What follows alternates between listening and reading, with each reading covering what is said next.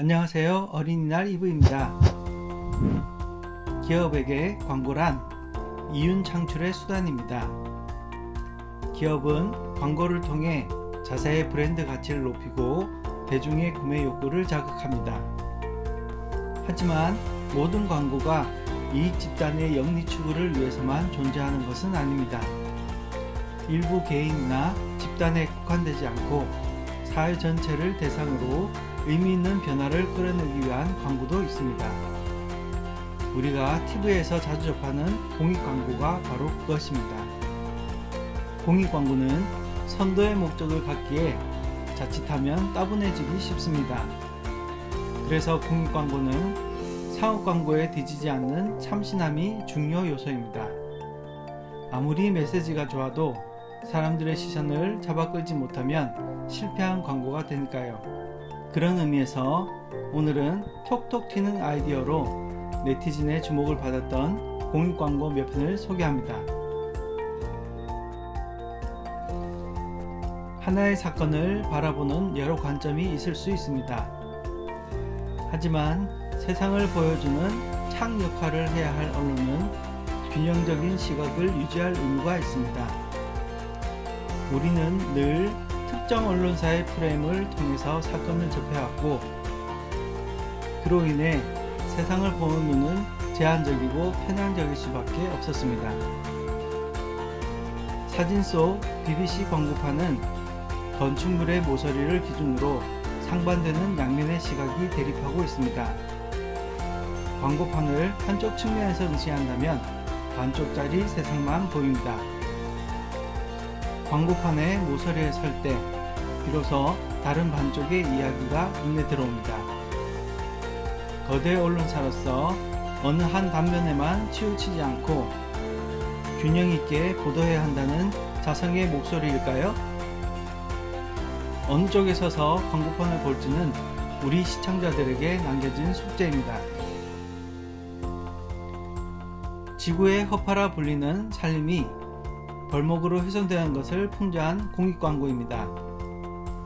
언뜻 보면 담뱃값에 표시된 경고 이미지를 떠올리게 됩니다.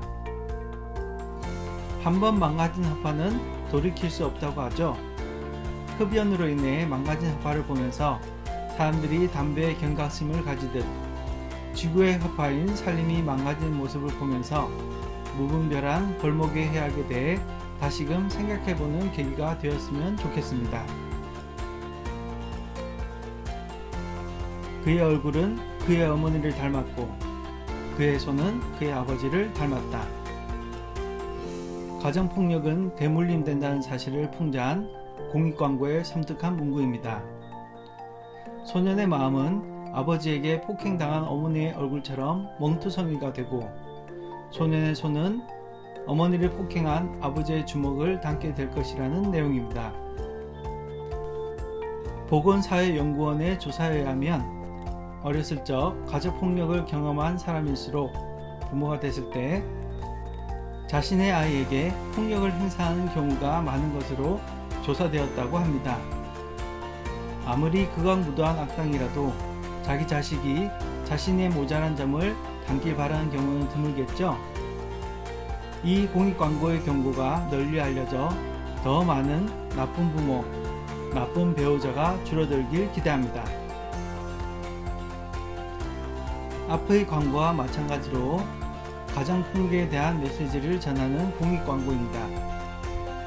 이번에는 폭행당한 여성의 얼굴에 초점이 맞춰져 있습니다. 그런데 왜 그녀들은 침묵을 요구한 포즈를 취하고 있을까요? 자세히 보니 침묵하기를 요구한 손이 그녀들의 손이 아니군요. 그 손은 다름이 아닌 그녀들을 폭행한 남성의 손입니다. 한국 여성인권단체에 의하면 가정폭력은 다른 형태의 폭력에 비해 온전히 사회에 드러나는 경우가 드물고 오히려 숨겨진 사례가 많다고 합니다. 가정폭력은 대개 가족의 친밀함과 부부간의 사랑을 가장한 채 이루어지기 때문입니다. 자신이 당한 폭력에 대해 뭔가 말하고자 하는 시도를 가로막는 손은 어쩌면 그녀들의 남편의 손이 아닐지도 모릅니다. 그녀들을 폭력으로부터 보호해주지 못하는 사회의 벽과 문화를 상징하는 손일 수도 있습니다. 이 광고는 가정폭력이 가정이라는 울타리 안에서 얼마나 잘 은폐되고 있는지를 날카롭게 고발하고 있습니다. 백사장을 덮고 있던 바닷물을 이불처럼 걷어올리자 페트병을 포함한 바다 쓰레기가 드러나는 모습을 표현한 광고입니다. 요즘 미세 플라스틱의 해양 오염 문제가 뜨겁습니다. 매년 바다로 흘러가는 쓰레기는 1천만 톤이 넘고 이 중 플라스틱 소재는 60%가 넘는다고 합니다. 한때 문명의 이기를 상징하던 플라스틱은 이제 미세 플라스틱으로 분해되어 인간과 자연 생태계를 위협하는 전 지구적 재앙으로 돌아오고 있습니다. 인간의 편리에 의해 쓰고 버려지는 플라스틱이 바다를 쓰레기장으로 만든다는 경고를 잘 표현한 광고라 생각됩니다. 수평선의 평화로운 경관과 플라스틱 쓰레기가 대비를 이뤄 보는 이의 안타까움을 자아냅니다. 안전벨트 미착용의 위험성을 경고하는 많은 공익 광고가 있지만 이 광고는 안전벨트에 대해 한층 더 감성적으로 접근합니다. 안전벨트를 사랑하는 가족이나 연인의 품으로 묘사했네요.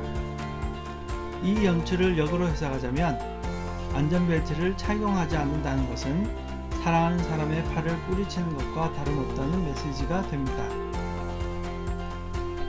우리가 생각하는 가장 두려운 일 중 하나는 사랑하는 사람과 원치 않는 이별을 하는 것입니다. 기존의 공익 광고는 안전벨트 미착용으로 인해 벌어지는 참극에 초점을 맞춘 경우가 대부분이었습니다. 일종의 공포 마케팅이죠.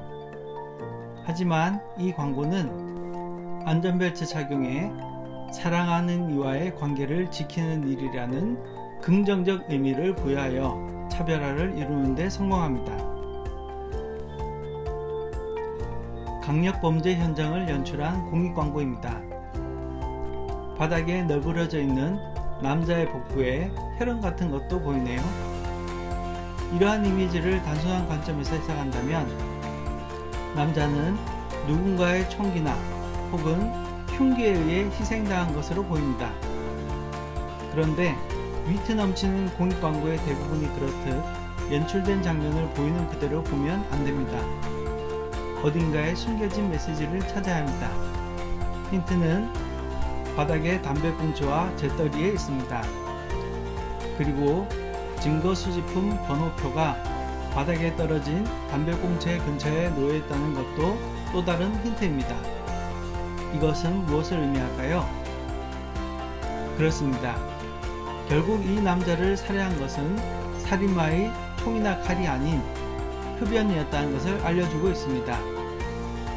흡연은 사람을 서서히 죽음에 이르도록 만든다는 어두운 메시지를 마치 느와르 영화의 한 장면처럼 연출한 공익광고였습니다.